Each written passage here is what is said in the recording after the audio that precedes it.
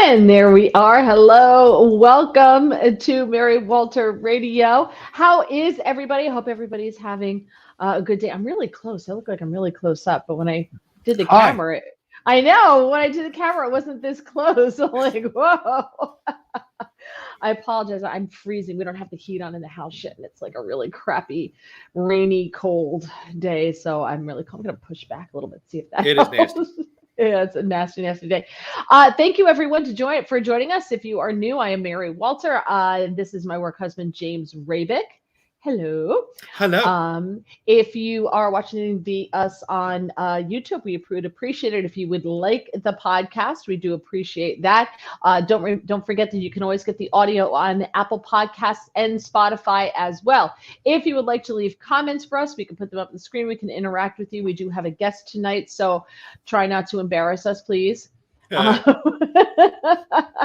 Uh, please subscribe to the channel if you have not done so.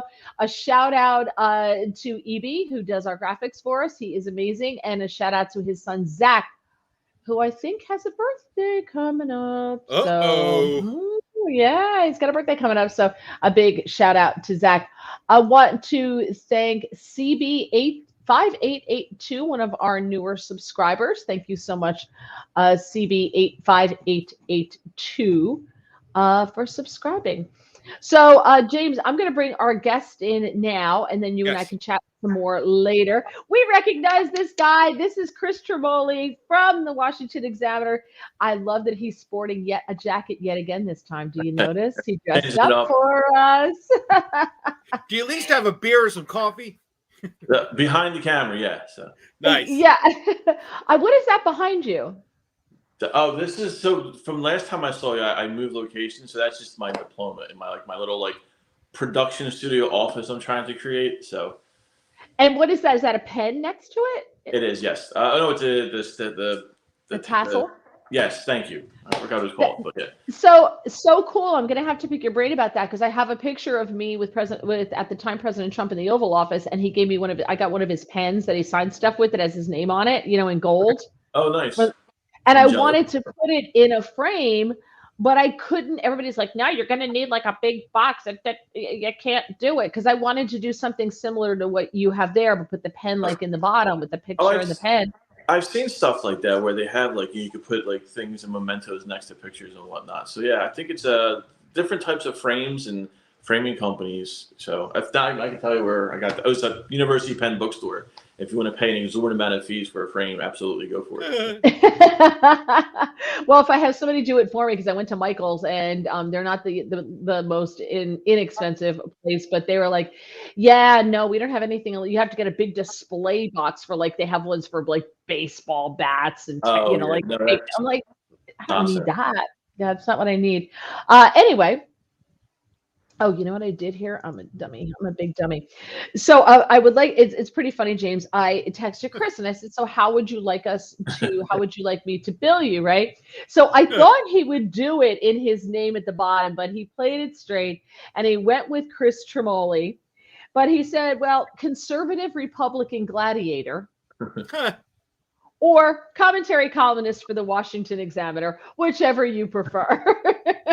So I was kind of hoping you were going to hit us up with the gladiator one. I didn't even think about doing that on there. I should have done that. The next time, I will definitely put that on there. So All I'll even see right, if all I right. can get the gladiator mask so I can start off. Yeah. With. Yeah. I can see this going in a horrible direction. Bill is here. He says hello. Porchview Farm is with us too. Mary Getty. Tina Ringo is here as well. Okay, so I want to start off, and Chris is gonna join us. We're gonna do this, and then Chris, we're gonna let him leave, and we're gonna talk about some other things that he probably does not want to besmirch his reputation with. Um, Be smirched away. I'm good. So so you wrote a piece about Moms for Liberty, right, yes, and they've could been in you, the news recently. So explain to us? And you can, by the way, you can read his columns at the Washington Examiner, so you can always catch up with him there, and you can find him on Twitter. Not easy to find him on Twitter. It's Chris W. Tremo, right? correct. Yes. Tremo. Yeah. Because when it's very hard to find you. I don't know what they're doing to you, but it is hard to find you, my friend. That's a little scary because I started an entirely new Twitter account specifically for that reason. My original one that I've had for a couple of years now had a fair amount of followers on it. But when I wrote the stories about Leah Thomas and broke that a couple of years ago, I was getting some way I got shadow banned and you couldn't even like search my name. I couldn't post any videos or pictures at all. So over the summer, I said, well, you know what? I've tried for years to get a human contact at Twitter. I thought it was going to change, be better for me when Elon Musk took over. That didn't really happen for me. So I was like, you know what? I've given up. I can't do anymore. I'll keep that, but I'll try to migrate over to my new one. So I started this new one, the Chris W. Tremo, and it's kind of like if that's still troublesome to find, that's really scary because I don't know what to do at this point. So well, because when I was putting out that, telling everybody, and I was tagging you in it because you were on, I said and I started crying Christopher, and then you didn't come up, so I said Christopher, you didn't come up, so I had to actually get off, trash that tweet, get into the search, type it in, and then it came up, and then I said, okay, Chris W. Tremoglie, and then I went back and I had to type that in to get you to come up. So, but listen to this. Watching Your Back says, found you on Twitter, Chris. So there you go. Perfect. Very good. Good to hear. Crisis averted. So I was going to suggest you start every article with Biden is great. Right. In which case, you'll probably go right to the front. Right up to the front. Oh, you're so cynical, James. All right. So Moms for Liberty, who are the Moms for Liberty? I hear a lot about this group. Who are they? So they were basically a group of mothers who got together to protest initially all the mask mandates and stuff during the pandemic. Originally, 2 women from Florida started a group, and it kind of spread throughout the nation. And as time has gone on and, the culture has changed from like the mask stuff to all the crazy things associated with gender ideology, CRT, they kind of shifted positions. They'll still talk about mask mandates because that was sort of flirting with coming back a little while ago. It seemed to kind of like, evaporate from that. But most recently, they've taken a strong stand on focusing on gender ideology being taught in schools, school curriculum, basically all this stuff that we hear about in the news that's left-wing indoctrination of students that's occurring. Moms for Liberty has taken a stand. They'll point out and they'll highlight books that are in children's libraries that are inappropriate. If you read some of the content that are in there, you just blow your mind as to why this would be in a school library. Especially at a time when schools are doing so poorly in this country with, standardized test scores being abysmal, students unable to be proficient in like subjects like math, science, English, that they're putting all these weird, inappropriate, like sexualized books that are in school libraries that probably shouldn't have, any place at all. And it's just, they're kind of like taking up trying to fight against that. So naturally, that's kind of drawn the ire of the left because they have this like vice-like grip on academia and the schools, and they want to control all the education and the curricula in schools. And Moms for Liberty presents a challenge and a resistance to that. So naturally, they're Nazis because that's what happens anytime there's someone who goes against the left wing's political ideology and movements. They're just Nazis. So that's where we are today. The second to most recent controversy, because there's now another one, was last week at the National Book Awards with former Reading Rainbow host. If anyone's out there, remember the old show from the 80s. Oh, the guy from Roots. Yeah, LeVar Burton, right? LeVar Burton. Yes, yay! So he was a host of the National Book Awards last week, and he apparently opened the ceremony, the program, with asking if any Moms for Liberty people were in the. It was a rhetorical question, asking if any Moms for Liberty people were in the audience, and they all said no. And he said, "Well, that's good because they didn't have to see my hands," kind of insinuating that there would be some physical violence. Remember, physical violence is bad when it comes from a right-wing perspective, but the left continue to have no problem doing it, even if it means being physically violent to a group of mothers and women. So he said before we get going, I'm reading from your article. Before we get going, are there any moms for liberty in the house? No? Good. Then hands will not need to be thrown tonight. right, real tough, Um, going against yeah, mothers. That's like how like talk about a warrior there. Like it's just kind of ridiculous. But that's what we live in America in 2023. yeah. Porch View Farm here says, here in West Virginia, kids are not even showing up to school. Oh wow. And I think, there a study just came out that to show the increase in homeschooling that is Yeah. happening around the country.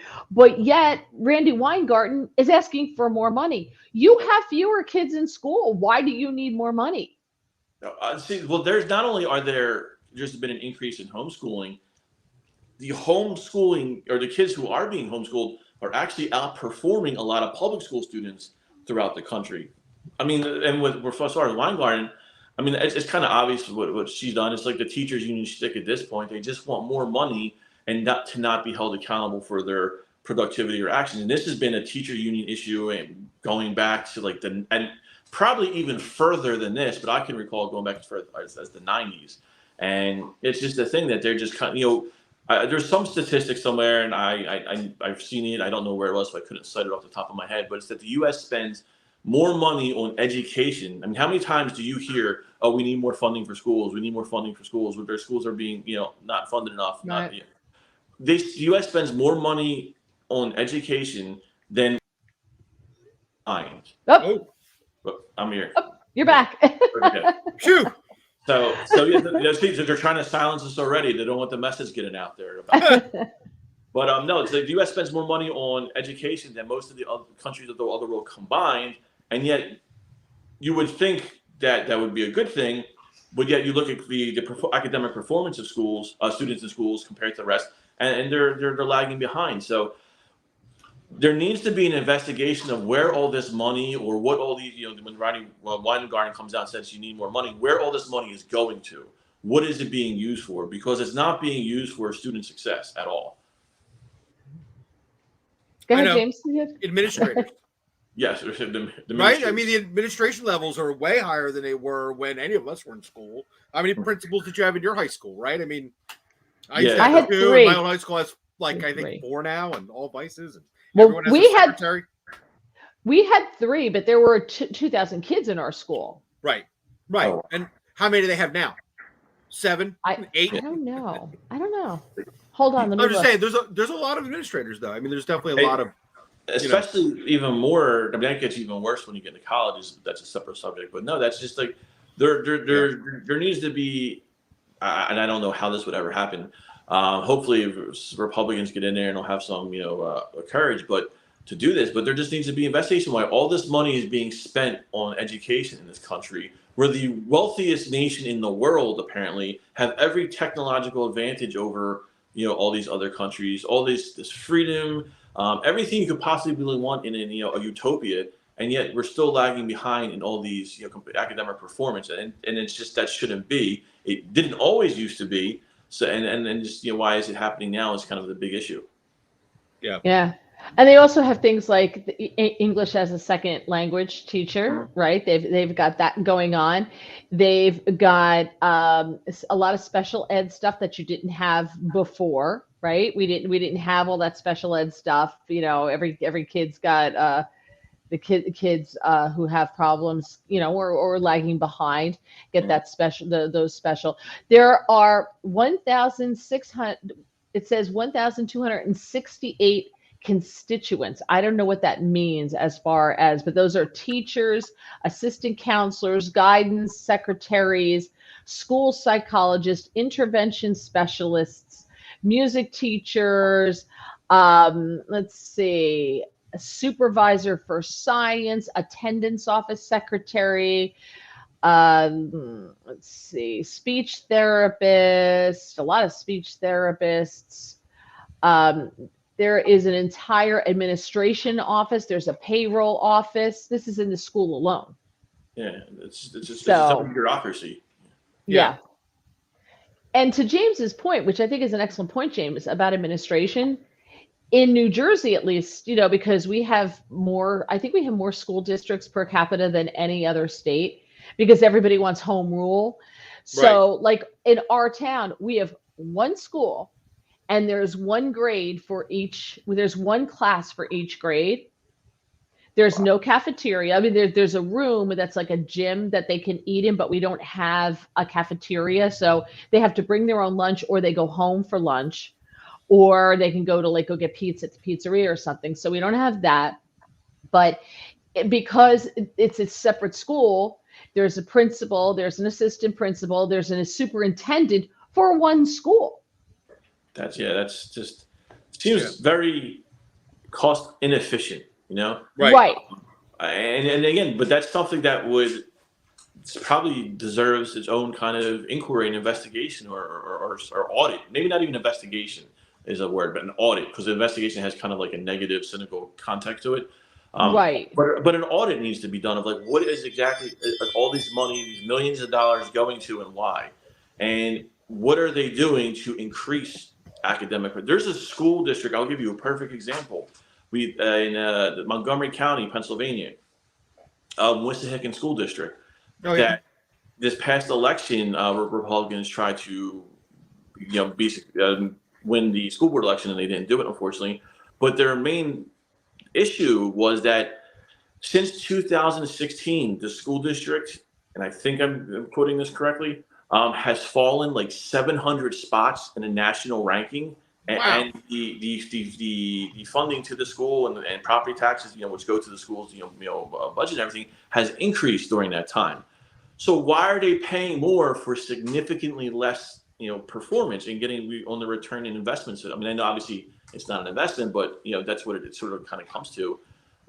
This is just horrible. Like that far a fall, and it's just like that's. But stuff like that never ever gets looked at. All you ever hear is like, oh, well, they'll ignore the academic performance and try to put like, well, hey, we may have fallen 700 spots nationally, but now we can tell you about the 700 genders that exist in school. So it's just those type of things that are kind of being poisoned into today's youth at schools that really aren't doing anything, beneficial to them. And yet there's all this money keeps on going to it.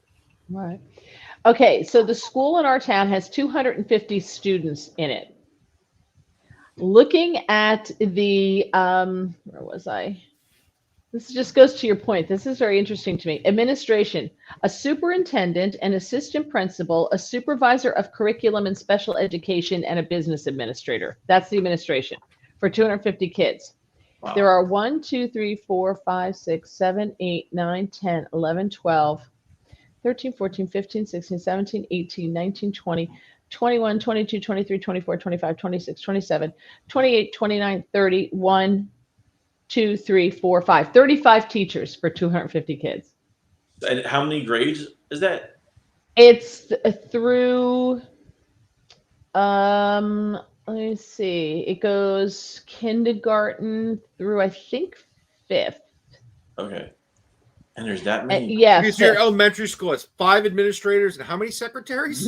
Right. Oh, wait, it has, I have a superintendent, an assistant principal, a supervisor of curriculum and special education, and a business administrator. 35 teachers, and then the additional staff, a superintendent secretary, a school secretary, a speech therapist, a school counselor, a school psychologist, and a school nurse. So each student gets his own teacher and an administrator, pretty much. Well, they rank very high in the state for a student to teacher ratio. Yeah, I would hope so. My high school graduating class was 522 students, and we didn't have anywhere near as much. I don't know how many teachers we had in the school because the entire school had about. I went to Central High School in Philly, so it was at the time it was an academic magnet school. It's dropped a little bit in its reputation, but it had like 2,000 students total. We had a president of the school and 2 vice principals. And I mean, I'm sure there was like some of secretaries and whatnot, but nothing to the thing that could, all the stuff that exists today. And that was for 2,000 students. You have they said you get like, benefits package for the kids that are enrolled there with like, It's pre-K through 8. So And And the student teacher ratio is 7 students for every teacher. Yeah, I mean, if all those kids aren't getting like 1600s on their SATs with that, Well, they gotta like examine what's going on there. it places in the top 10% of all schools in the state for Well, overall that's at test least scores. positive to hear that, but Yeah. Math proficiency is in the top 20%. Reading proficiency is in the top 10%. So, okay. but it's expensive. That's a lot of money, Yeah. right? That's And crazy. I would even argue you could probably say that for only 7 students per teacher, their percentages should probably be better than what you quoted. You know what you would think, but yeah, no, it's just out of control, and that doesn't even take into account of the things and how curriculums have changed to where the students overall, are maybe not in the school district that you quoted, but overall aren't really prepared to enter the real world when they graduate. I mean, there was this a couple of months ago about the school district in Baltimore, where there were like multiple schools, numerous schools that had students graduating high school with a 1.0 GPA and unable to be proficient in English. Like, how are you not proficient in your native language and being pushed through the school district to a point where you're graduating high school, and then you're put into the workforce? Like, what's your future? Or you can't do basic math, and then you're put into the workforce. There was a mother who was saying that her daughter got a after school job as like a clerk somewhere, and she wasn't able to calculate the appropriate change to get back when a customer gave her like a $5 bill. I mean, that's stuff you like learn in first grade, and she was like graduating high school with that. So it's just like these schools are failing kids on their basic knowledge of what they need to learn to succeed, but they're telling them that I guarantee you the person who couldn't tell you like what how much change he got from $5 bill with a $2.50 purchase could tell you how many genders there are in biology, or like how the U.S. is an oppressive institution based on systemic racism. That they'll know, but they won't know the basic stuff. I do things my education with fines. James and education have a very rough history together. Yeah, a little bit of. It's a little. Porchview Farm says we had one main and 3 VPs. We had 2,500 students in the school. Also today they spend for security. Yeah, they also spend for security. Our school, which has a police department that in the off season isn't even open on Saturdays and Sundays. It's only open on Saturdays and Sundays during the season, like during the summer. You have to call the county if you have a problem on the weekends. And sometimes after hours, there's nobody, so you have to call. They have a school resource officer, though. Okay, so yeah, which I find hilarious. Listen, I'm glad. In our little town we call it Mayberry, and that's great. But God forbid they need the resource officer. I'm glad they have a resource officer. I'm glad there's a cop in the school. That's fine with me. I have no problem with that whatsoever. I think that's a good thing. So let's get back to the Moms for Liberty that started this whole thing. Moms for Liberty are onto something, and they're talking about what we're talking about here. Right? And that's why they're being attacked. Yeah, exactly. Exactly. And that's why they're being attacked. Randy Weingarten was just in Ukraine for some God unknown reason. Right. But what kills me about all of this is, listen, the union in my state has it really good. These teachers make good money. Now, you have to start out in a good district. If you're smart, you move and you go to a higher paying district, in a nicer area, and you're going to make a lot more money in the long run than you are in a lower paying district in a poorer neighborhood. So you go to the higher ones. I know someone who was a teacher in a higher paying district, and you get paid, I guess your pension is off of your last year based on that, and was making almost $130,000. Jeez, I'm in the wrong profession. Whew. Right? And $130,000. And summer's off, right? And Christmas and Easter break. Geez, yep.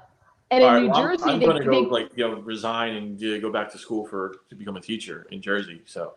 Well, yeah, definitely got to come to Jersey because they get paid more than I think the national average. And they also they go down to James once a year. They just had it. They had their teachers convention, which they have it during the school year, not in the summer. They have it during the school year. So the kids are off, and most of the teachers don't go to the convention in Atlantic City. They go to Disney, or they go here, or they go there, or they go elsewhere. But most of the teachers don't even go. Wow. Yeah. And then they have There's their in-service days. They have all sorts of stuff. Now, all that being said, there are some great teachers out there, Oh, right? absolutely. There are some sure. phenomenal teachers. I wouldn't want to be a teacher because I am not dealing with those rotten kids and I'm not dealing with those awful parents. And not only that, like you're talking about from that part, and they're very valid concerns, but I would even just say my objections or my hesitations to become a teacher would be a lotly or largely based on just the curriculum that you're forced to teach. Like, if you're just a normal, sane human being who believes that men can't be women, but that's being kind of taught as kind of one of a lot of the curricula today.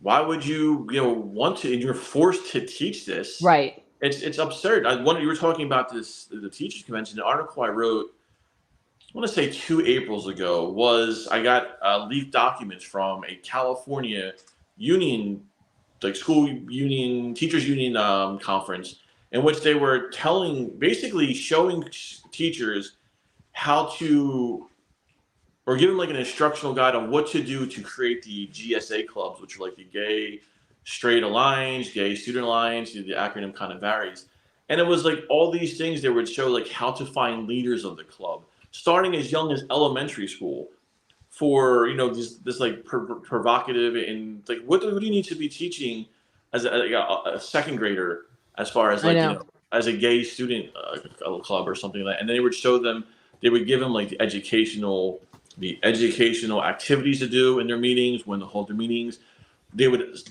like ask you to they provide a list of people who would be against them and who would be opposition in the school. So it was like this well thought out instructional guide that was being handed at some kind of like teachers conference in the state. And that's just, they're just so, I will give it to the left as far as education. They are a well organized machine, and Yes. it's kind of can do it and run. And that's why we have the issues that we have, and why things are the way they are, because they've been doing this for such a long time. But they're just like, there's this machine that's what Moms for Liberty is trying to challenge and go up against. And that's why they're being attacked and being given all these accusations. That's why LeVar Burton wants to fight them with his hands, because he represents the challenge to like his political beliefs and ideologies.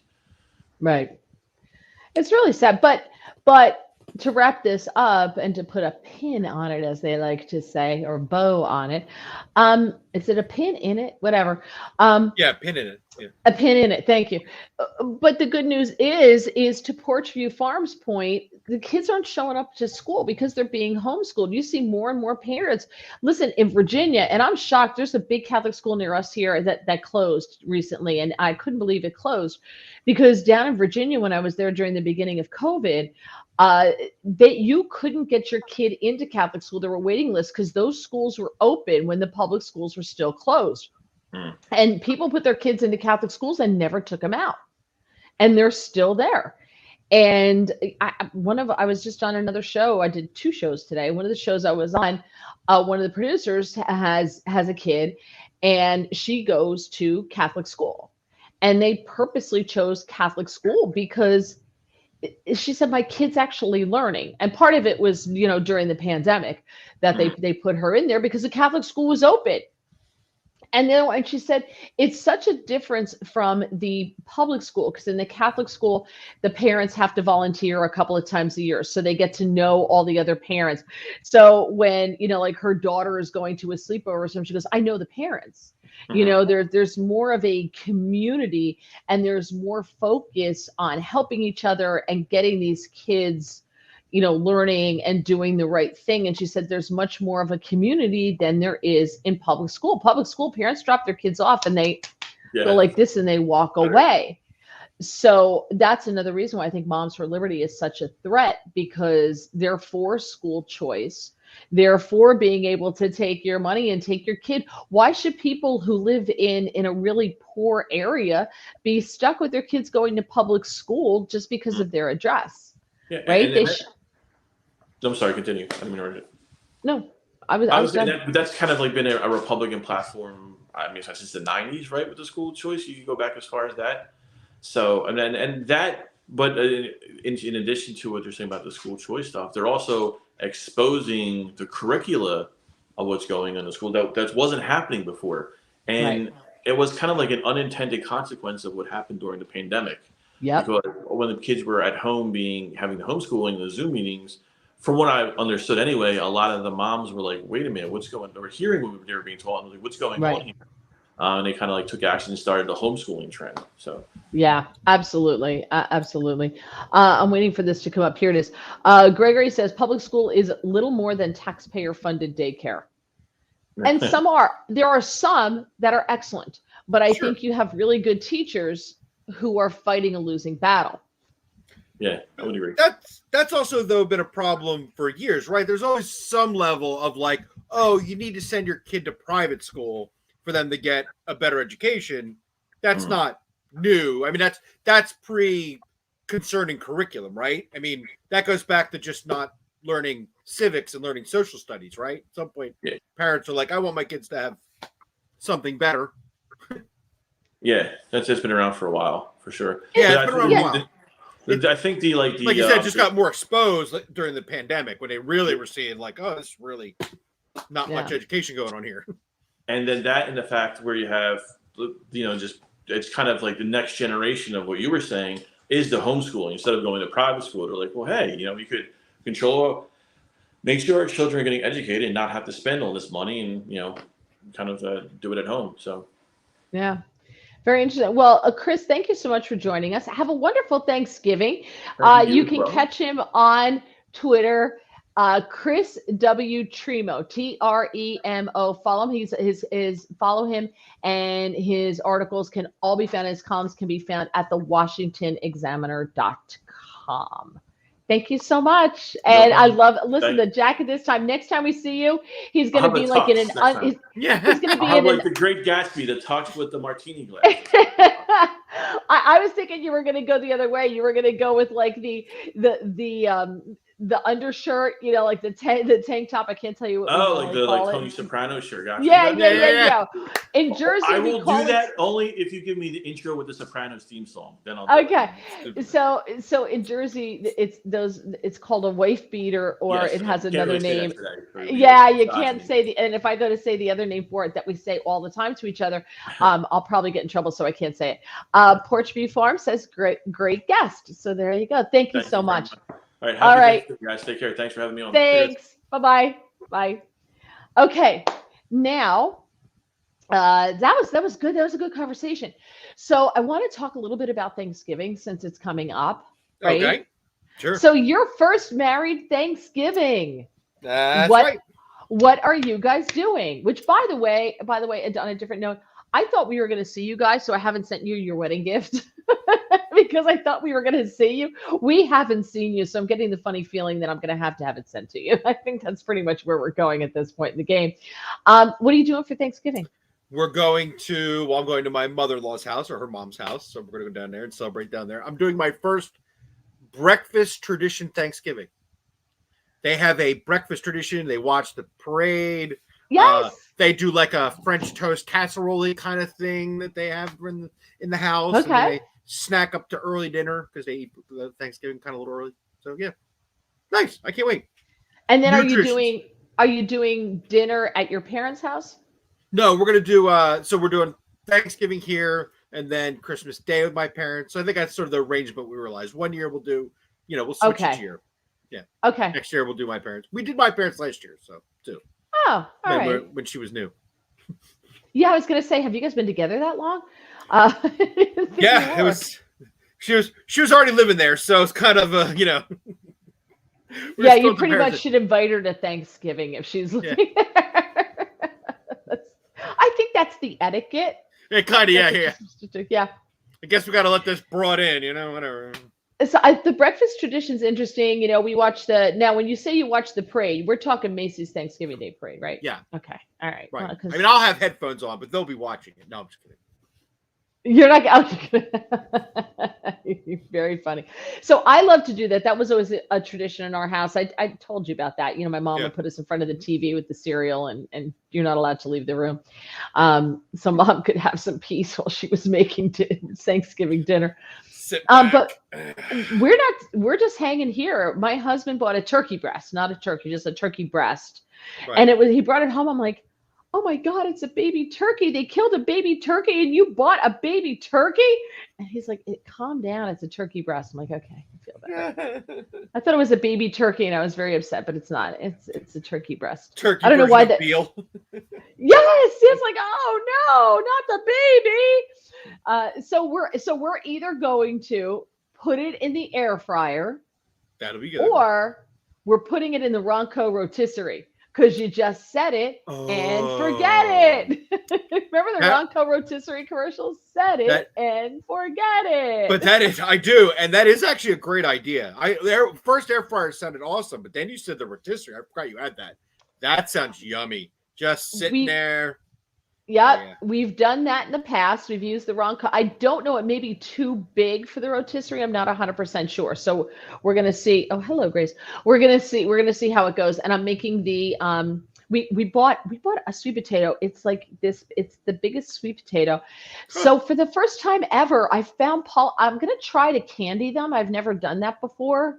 Okay. We've always just made mashed sweet potatoes or I've roasted them or something like that. So for something different, we're going to try doing candied sweet potatoes. And I found Paula Deen's recipe.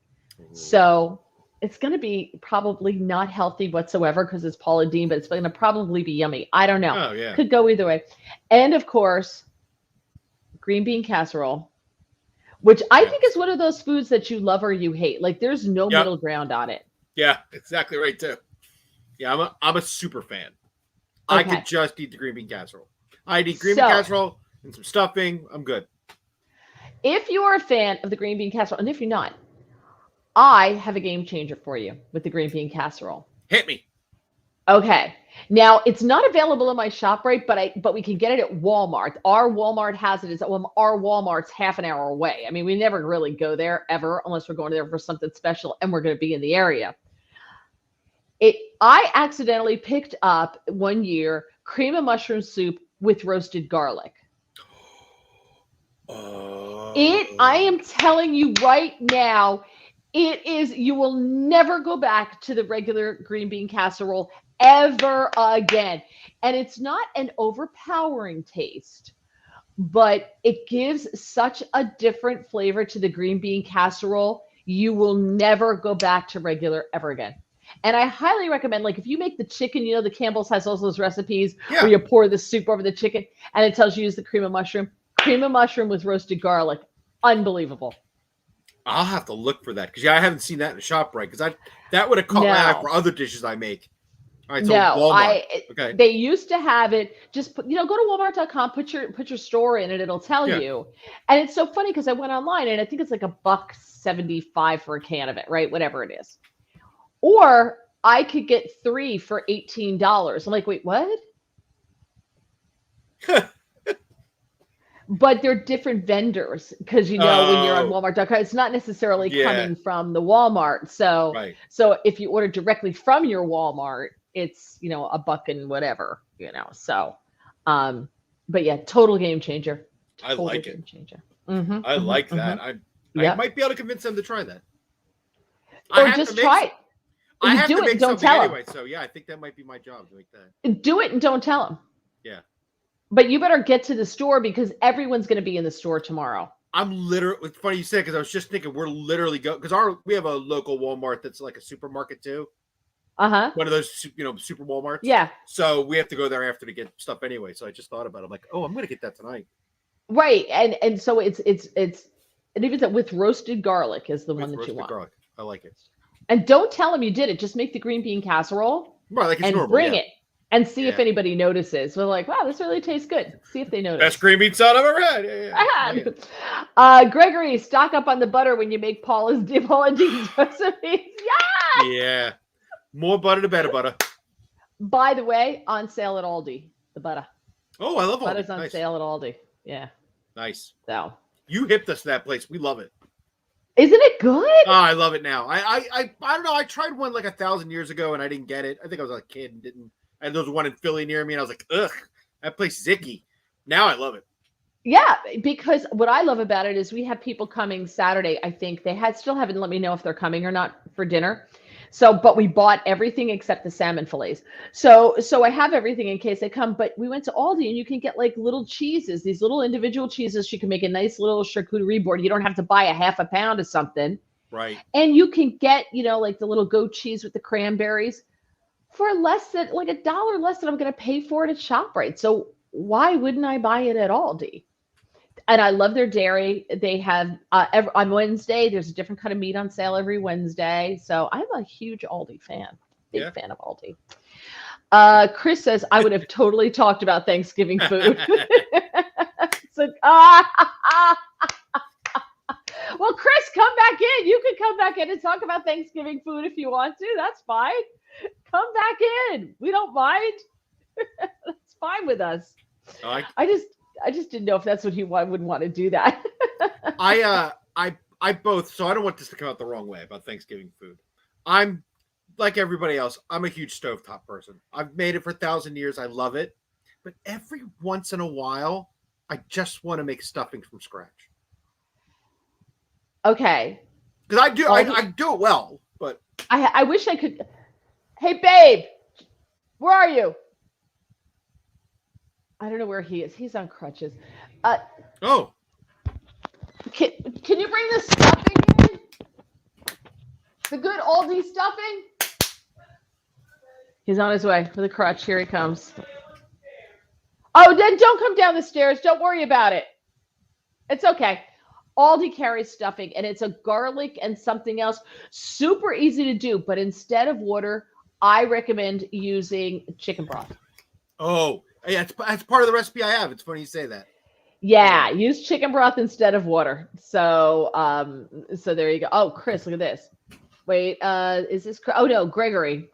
Gregory says, I make the same dressing my father made. It has raisins. Oh, nice. I don't know about that. I don't know where I am on the raisins. You know what's really weird? I can do regular raisins, but I can't do golden raisins. Yeah. I don't know why. I got a thing about golden raisins. They're really just white, the green grapes, the green grapes. Yeah. I don't know why. I have an ick factor to the white raisins. I have that in a way. Like I like raisins in the right place. I'm concerned about people when they mess with stuffing. Like you ever go to somebody's house and they make like that stuffing that's like, oh, and I put walnuts and cranberries and raisins and apples and I don't know, pig fat or whatever. I'm like, okay. It's always okay. Like I never mind it, but that's always one of those things where like I really just wanted stuffing though. Right. I just wanted. Maybe we try that next time, not on Thanksgiving when I have 1,000 traditions in my head, because it's rare I'm traditional about anything in the world. Right. But man, stuffing, turkey. I don't want to go too far afield of how these things are supposed to be. A little roasted garlic in your green bean casserole sounds delicious. But if you told me like, oh yeah, I take fire roasted tomatoes and roasted thin, at some point I'd be like, oh, you're going too far. Some people love doing that kind of stuff. They do. That's cool. It's their tradition. So one other quick question, because I'm a purist when it comes to a lot of stuff. Mm-hmm. Oh, he came running in. Oh, you're so sweet. So these are also things I found that if you want. Garlic rosemary brioche stuffing mix. Can you see it? Yeah, I can. I don't know. How about that? Right there. There you go. Right there. Yep, that's it. Yep, I'll look for that. Cheaper than Stovetop. It's cheaper than Stovetop. Wow. At Aldi, because it's their brand. It's the Aldi. Yeah. It's the Aldi specialty brand. Really good. This stuff's good. Oh, and what else did he get today? Oh, he got garlic and herb goat cheese risotto. We'll see how this goes. I find that their pasta mixes like this, they're not. They're just Like this macaroni and cheese with smoked gouda. We've had this. It's Right. It's okay. Do you ever hop those up? Like, do you do your own little, like, I make it, but I add garlic, or I make it, or I... Well, if we have time, yes, but we often don't have time. So Right. Let's see. Porchview Farm. I do green beans sauteed with garlic and a squeeze of lemon. I must have canned 10 pounds this year. I'll be cooking by 7 to get the bird in by noon. Tomorrow is stock and cranberry day. Wow. Well, since I'm working against two shows... I'm working 2 shows again tomorrow. So when I get off the air here, I'm going to, so I've been getting about 4.5 hours of sleep every night this week. Right. Good It's because I times. have to get him out in the morning, help him get out so he doesn't kill himself. And then the day after Thanksgiving, I'm on the morning show on PHT at 6 a.m. and it's video and audio. So Oh I have yeah, to be yeah. up at like 5 to do hair and makeup so that I can be on the air at 6, which is kind of sucky. Oh, I remember those days. Yeah.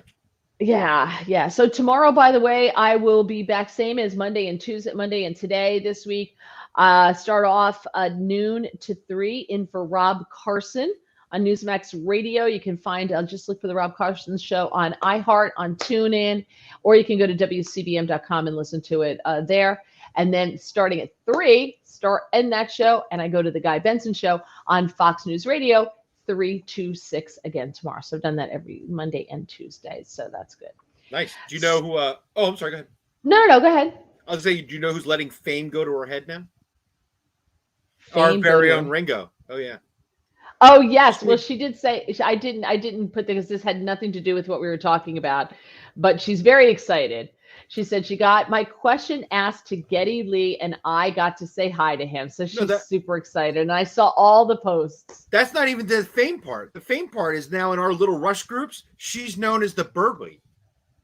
Oh, are you the Bird Woman? Yeah, because so her question, I probably should preface this. Geddy Lee is a bird photographer, and we learned that in an interview watching it that day. So you can write in a thing that every one of these shows he does, the book signing or the book tour, you can ask a question and maybe they'll ask it.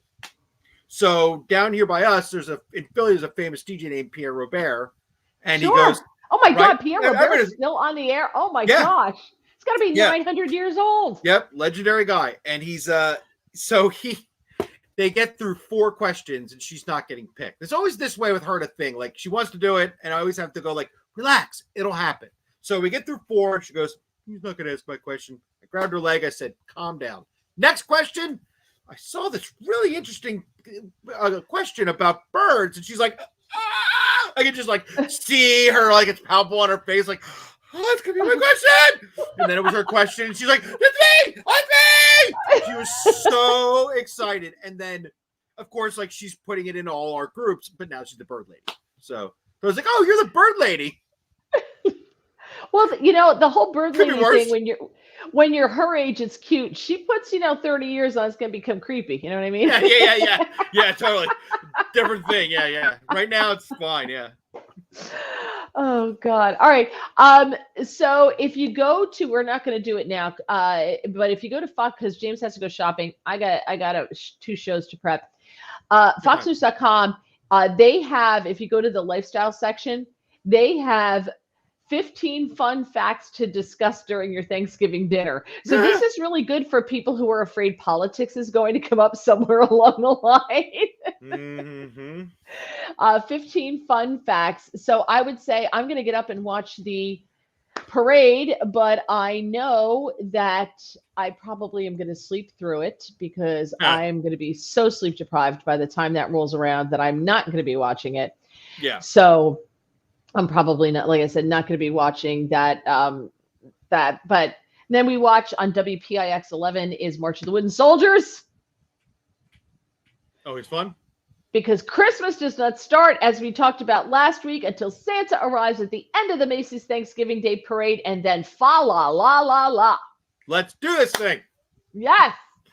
So, all right. So catch me tomorrow. As I said, tomorrow I will be on noon to 3 with for Rob Carson. Look for the Rob Carson show on iHeart or TuneIn, or you can watch WCBM. You can listen there. And then 3 to 6, I'm in for Guy Benson on Fox News Radio. Friday, from 6 to 10 a.m. on PHT in on The Morning Show. I'll be on with Mike Opelka. And then noon to 3, I'm back in for Rob Carson on Newsmax Radio. And then on Monday, I should be back on the Chris Salcedo Show on Newsmax TV, somewhere between 4:30 and 5 o'clock. Very good. So that's it. So crazy. Everyone have a wonderful Thanksgiving. If you're traveling, be safe, especially in the car. A lot of people out there not being safe, not doing the right thing. Please be safe. I hope you have a wonderful time. Who is that? Oh, that's a very old picture. Yeah, it's very old, yeah. Yeah. Yeah. I hope you have a wonderful time with your family and friends. Porchview Farm says, have a wonderful Thanksgiving, everybody. Have a great time with your family and friends. I hope it's full of blessings and no fighting. No fighting. No politics, no No, fighting. no politics, no fighting. Exactly. All right. Thanks so much for joining us. We really appreciate you guys. Bye.